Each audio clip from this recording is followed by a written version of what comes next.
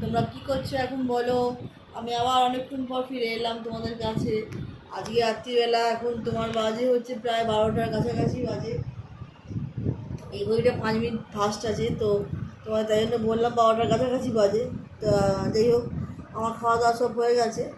আমার প্রচণ্ড ঘুম পাচ্ছে, আমি আর পারছি না তো ঠিক তাকিয়ে কথা বলতে, কারণ অনেক ভোরবেলা উঠেছি আজকে।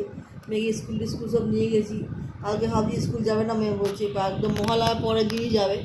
যাই হোক, আমি আমাকে জোর করছি না, এখন সেরকম স্কুলে কোনো ক্লাসও হচ্ছে না। তো পুজো যেহেতু এসে গেছে, আন্টিরাও ফাঁকিবাজি দিতে শুরু করে দিয়েছে। তো আমার মোটামুটি চুল সব বাঁধা হয়ে গেছে। আমি সন্ধ্যাবেলা একটু রাস্তাতেও গেছিলাম, তোমাদেরকে শেয়ার করতে পারিনি, কারণ আমার পক্ষে একা একা একা গেছিলাম, মানে অটো করে। তো অটোর ভেতরে এত গ্যাঞ্জাম গ্যারিং, চেষ্টা করেছিলাম ভিডিও করা, কিন্তু হয়নি। তো তোমরা কিছু মনে করো না, আমি ভিডিও করতে পারছি না, করতে পারিনি। তো আর এখন তোমাদের জাস্ট এন্ডিংটা দেওয়ার জন্য আমি আর ফিরে এলাম। তো আমাদের খাওয়া দাওয়া সব হয়ে গেছে। আমি একটু আমার মেয়েকে দেখি, দাঁড়াও তোমাদেরকে। আমার মেয়েরও প্রচণ্ড ঘুম পেয়েছে, মেয়েও আর তাকাতে পারছে না। তো আমি ভাবলাম একবার তোমাদেরকে শুধু জানিয়ে দিই। তো আমি এই ভিডিওটাকে আর বড় করতে পারছি না, তোমরা প্লিজ কিছু মনে করো না।